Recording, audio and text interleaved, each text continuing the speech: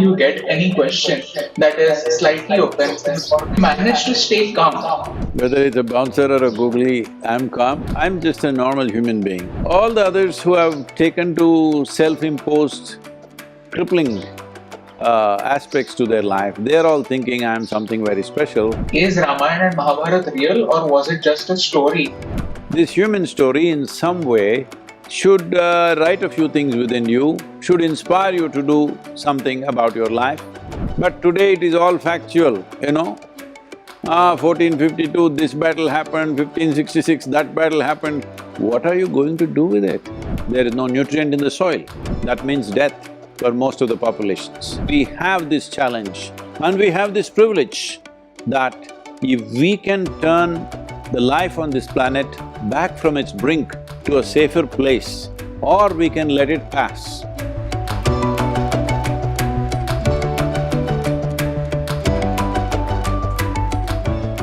So, Namaskaram Sadhguru. Namaskaram, Sadhguru. Namaskaram, both of you, namaskaram. Okay. So the first question that I have for you is that whenever you get any question that is slightly offensive or that is targeted in such a way to get a reaction from you, you manage to stay calm. That is one quality that you have that I really want us to have as well, because we are really new to social media. No, I don't stay calm only because something is a bouncer question. I'm just calm. Whether it's a bouncer or a googly, I'm calm, not because of that question or not to attend to that particular question, I'm like this, okay? Why I am like this is, see, essentially what you call as reaction is that your faculties don't function the way you want. Your thought, your emotion, your speech does not function the way you want. Well, that is called crippled. Hello? If you can't use your hands the way you want, if you can't use your head the way you want, it's a crippling experience, isn't it? So, I'm just a normal human being who knows how to use his thought, his emotion, his energy, his hands, his legs, the way he wants. All the others who have taken to self-imposed crippling aspects to their life, they're all thinking I'm something very special. No, this is how a human being should be, because you are the only creature on the planet who is referred to as a being. No other creature is referred to as a being. Why you are referred to as a human being is, you're supposed to know how to be. If you knew how to be, would you keep yourself blissful or miserable? That's all I'm doing. So the next question we have is that a lot of students are facing a lot of stress right now because of their exams. So just the way you manage to stay calm in stressful situations, I mean, of course, this is not a stressful situation, but this is something that is happening beyond what is planned. So whenever, Mike Tyson had this quote that everything goes as per the plan until the first punch lands on your face. So what should a person do when things are not going according to the plan, especially students? The examination is not supposed to go according to your plan, your education should go according to your plan. The examination is always supposed to be a surprise question for you, otherwise what's the point of examination, all right? So, the problem is, we are thinking examination is a problem. The problem is, we are doing something that we are not interested in, largely. Most people are not interested in doing that because this is large-scale education. Everybody should go through academics, everybody should read physics, chemistry, mathematics, biology. This is not a reality. This is not an intellectual reality in the world. Not everybody is designed for that. Somebody may do well with music, somebody may do well with something else, but there is no such opportunity. Everybody is going through the same stuff. So different shapes of people are all put through the same extruder, so there is a certain amount of pain. If we know what we are reading, if we are interested in the subject, we won't be reading the syllabus, we'll be reading something beyond that, isn't it? So examination would be a play. But right now examination is such a big stress for everybody. Because first of all, through the year they're doing something they don't much care for. Everybody is going through education not because of the longing to learn, because somebody has told them if you do this, can get this much money, if you do this, you can have this kind of lifestyle. So because of that, they're doing it. So naturally, they will suffer the process. So this is very important. In yoga, we say like this, if you have one eye on the goal, you will have only one eye to find your way, and it's very hard, inefficient. If you use both your eyes to find the way, depending on your competence and the fire within you, you will go as far as you go naturally.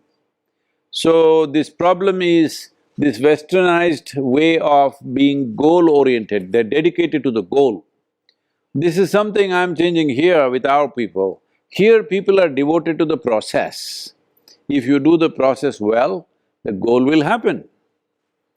Now you're only wanting the goal, you want the mango but you don't want the mango tree, this will cause lot of suffering. Very true. Speaking of a tree, a lot of times people say that our education system is trying to disconnect us from our roots, especially when it comes to ancient Indian epics such as Ramayana and Mahabharata. Now, there are great leadership lessons that are there in Ramayana and Mahabharata that used to be taught to kings so that we can make better leaders out of them. So a lot of times the conversation gets stuck at this particular question, that is Ramayana and Mahabharata real, or was it just a story constructed to guide us into our future? So what are your thoughts about it? Whatever happened in your life yesterday, if you tell somebody, it is a story, isn't it? Whether it's an interesting story or a boring story, that's the only question. But it's a story. So, even I'm playing on the words, his story means they left her out. His story it is right? So, what happened to people in those times? The stories are said to people from generation to generation, context changing slightly according to the generational requirement. This is a flexibility we have in this country, which the Western way of looking at life, just facts are important. I'm asking you, people are debating about this, Uh, if… if Krishna was born in Uttar Pradesh, how come he was dark? Probably they got it all wrong, or maybe he's a South Indian man. This is silly. I'm saying whether Krishna was dark, he had a nose or not, what is your problem? Our problem is what he inspires within you. The character, you don't know him, all right? The character that we call as Krishna, what does he inspire within you? But look at the Western aspect of history. Simply this year, this happened, that year, that happened, this guy killed that guy. That is not what we want to know. What happened in people's minds and hearts? What inspired them to do the right things and the wrong things? What drove them? Because this is a human story. This human story in some way should write a few things within you, should inspire you to do something about your life. This is the idea of history in this country. But today it is all factual, 1452, this battle happened, 1566, that battle happened. What are you going to do with it? You can pass a stupid examination, that's all. In what way is it relevant to your life that this king killed that king, that happened, this happened, this happened? What does it mean? Unless we know what was happening in their minds, why they did what they did, so these are poignant stories. Well, anything that happened day before yesterday, you can believe your father did not exist after some time. All the best. Because nobody told you much about your father, after he's gone, you can believe maybe he did not exist, because there's no proof. There's no proof. But this is a silly way of looking at life. These are living stories which have lived in this country. Well, exaggerations might have happened, enhancement might have happened, edits might have happened, people might have pushed it and pulled it according to their needs. Yes, they have done all that. But the central part of the story is history in this country, all right? But unfortunately, anything that is beyond 3,000 years in the world, people are calling it as mythology. No, no. That's true. So Sadhguruji, I've heard that you have a Save the Soil, Save Our Soil campaign right now. So can you just tell us what is this very grave crisis regarding soil that we are facing right now? See, every responsible scientist is pointing out, the UN agencies have clearly stated, we have only 60 to 80 harvests left in the planet. That means somewhere between 45 to 50 or 55 years. After that, we don't have the ability to grow food on the land because there is no nutrient in the soil. Why did such a thing happen? Simply because soil is not dead material where you can throw some nitrogen, phosphorus, something and make it happen, it's a living entity. A handful of soil has 8 to 10 billion organisms in one handful of soil. So that is more than the human population, I'm saying. But we have let it die. How did this happen? Because of industrial level of agriculture, where there is no organic input into the soil. Organic input is the food for all these organisms, so that they thrive and in turn they exchange nutrients with the plants and plants in turn capture carbon and make carbon sugars and exchange with the microbes. We must understand this microbial life is the basis of our existence. Even evolutionary part of it, in terms of evolution, we are just a reflection of what is happening beneath our feet. The microbial activity there is what is happening here. And only 40% of your body has genetic content from your parentage. The remaining part is all microbes, 60% you are a microbial life. You know, between the two of you, you can call each other some species which is dominant. Good idea. Good idea. I will remember that. So, this is the same thing happening in the soil on a much larger scale. Today, everybody knows this, without the gut microbiome, you cannot digest the food that you eat. The same is true in the soil. The plant cannot get the nutrients that it wants without the help of the microbes, because those microbes are the basis of life on this planet. And on an average, 27,000 species of microbes are going extinct per year according to UN FAO. On an average, they're saying 27,000 species, not organisms, going extinct. If it goes at this rate, in about 30 to 40 years, we will reach a point where we cannot grow food, and if we try to regenerate the soil at that time, it will take 150 to 200 years. That means death for most of the populations.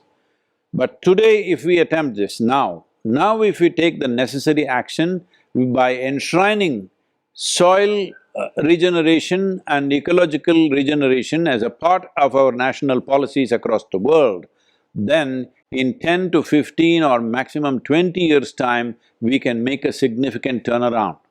So as a generation, we have this challenge and we have this privilege that if we can turn the life on this planet back from its brink to a safer place, or we can let it pass.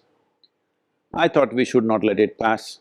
So I'm 65 years of age and now I'm riding 30,000 kilometers from London to Kaveri Basin.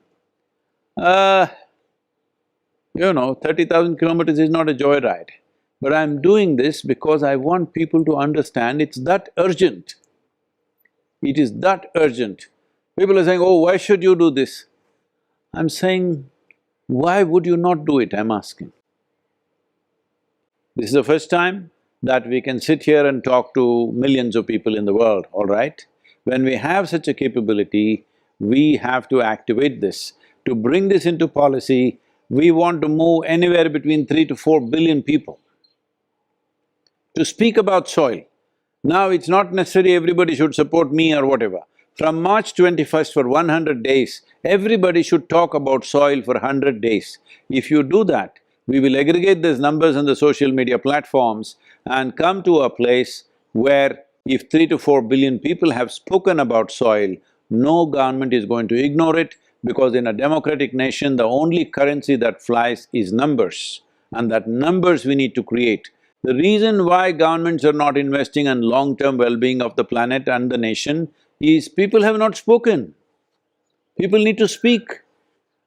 People need to understand the most powerful thing that you have in a democratic nation is your vote and your voice. Vote, I don't know what you have done with it, at least your voice. Speak up for 100 days, spend 5–10 minutes. 5 minutes a day is enough. Every day, 5 minutes a day, just on all the platforms that you can speak, just say something. If you don't, we will provide enormous material on our website. You can pick it up and use it as yours. If you don't even know that, just say, save soil, let's make it happen. Every day.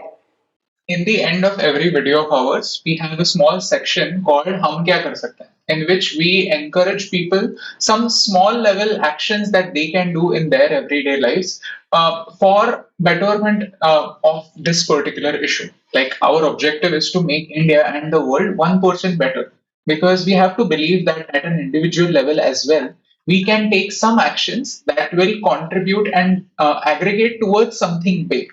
So, for somebody like us who stays in cities, or for somebody who is in the villages, like a farmer, what do you think what we can do to help this cause, in the sense, help soil stay alive for longer? See, right now if everybody gets to run around and try to fix the soil, it's not going to work. It has to become a part of the policy. Which city do you live in? Mumbai. Mumbai. You're in Mumbai. Today there are laws. Suppose you have a 5,000 square feet plot in Mumbai city, you can't build 5,000 square feet of building. You have to build 3,000 or something and leave some space for yourself, your neighbor, something. There is a law. You can't build according to whatever you think. But there are parts of Mumbai, let's say you went to Dharavi.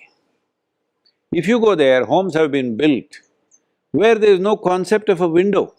There's one door entry, one door… same door out, same door in, same door out. Because everywhere people have built whichever way they know. Why this happened? Because there's no law about it. This is what the difference is between having a policy and not having a policy. Right now, if you have 10 acres of land, you can plow every inch of it, use it whichever way you want. In 10–15 years, you can turn it into a desert. There is no law even to ask you, why are you doing this? A law is needed because 71% of the world's land is under agriculture. If you don't make a law how an agricultural land should be kept, then we are heading for a super disaster, okay? We are looking at massive famines in the next 5 to 10 years' time in many parts of the world. UN agencies are clearly saying by 2035 you can expect dozens of civil wars around the world because of food shortages. By 2045, we are producing 40% less food and our population will be over 9 billion. That's not a world we want to live in. That's not a world where we want to leave our children and go. So this is very important, and above all, this is a cusp of time where we have an opportunity to turn it around. If we don't turn this around now, we will regret seriously in the next couple of decades. So about young people, what can they do? Should they go and fix their garden?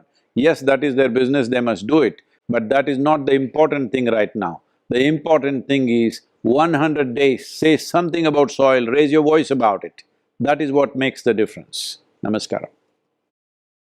Just one last request, Sadhguru. We end each video by this one line, and that's the reason why Parak Padta hai. So, if you could say that line, that would be great. मैं Or Hindi not. बोलता नहीं। Well, that is the reason we need to make it happen. Let's make it happen. Okay. Okay, thank you Thank you so so much. Thank you for your time. Thank you very much. Thank you.